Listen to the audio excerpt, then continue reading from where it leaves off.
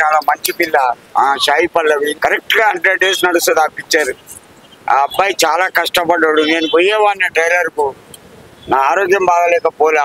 నా దగ్గర phone number కూడా ఉంది. నేను ఆరోగ్యం బాగలేకపోలే, ఛాతీలో పెట్టి చెస్ట్ పెయిన్ వచ్చి. కానీ పిక్చర్ బాగుంటుందండి. దయచేసి నా అభిమానులు కానీ ఎవరైనా సినిమా చూసేవాళ్ళు ఒక్కసారి చూడండి. మీకు ఒక దండం, ఈ కుర్చీ దండం పెడతాంది. ఎవరికి దండం పెట్టదు ఈ కుర్చీ.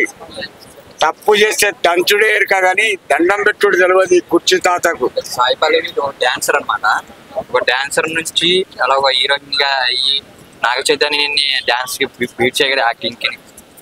ఒకటి బాబాయ్, ఎప్పుడు ఎవరు ఎక్కడ ఎట్లా మారేది తెలియదు. ఇప్పుడు మీరు యాంకర్, రేపు ఓనర్ కావచ్చు. ఒక మాట, రేపు మీరు కార్లో దిగొచ్చు. ఇక్కడ ఎవరి స్టార్ ఎట్లుంటుందో చెప్పలేము. ఇప్పుడు నేను ఒక సెలబ్రిటీని, ఒక మాట నేను అనుకోలే. నాకు 4 కోట్ల మంది అభిమానులు ఈ వయసులో ఉంటారని నేను అనుకోలే.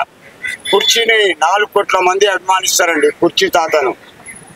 ఇంకేమైనా కావాలన్నా అంటే అందులోనే మత్స్య గారి క్యారెక్టర్ అంటే చేపలు పట్టే క్యారెక్టర్ అయితే చూపించారు అందులోని. ఎవరిది? నాగ చైతన్య కావచ్చు. ఓ యాక్టింగ్ అన్నాక ఏదైనా కావచ్చు. చేపలు పట్టేవాడు కావచ్చు, అమ్మేవాడు కావచ్చు, డాన్సర్ కావచ్చు, సింగర్ కావచ్చు, ఎనీథింగ్.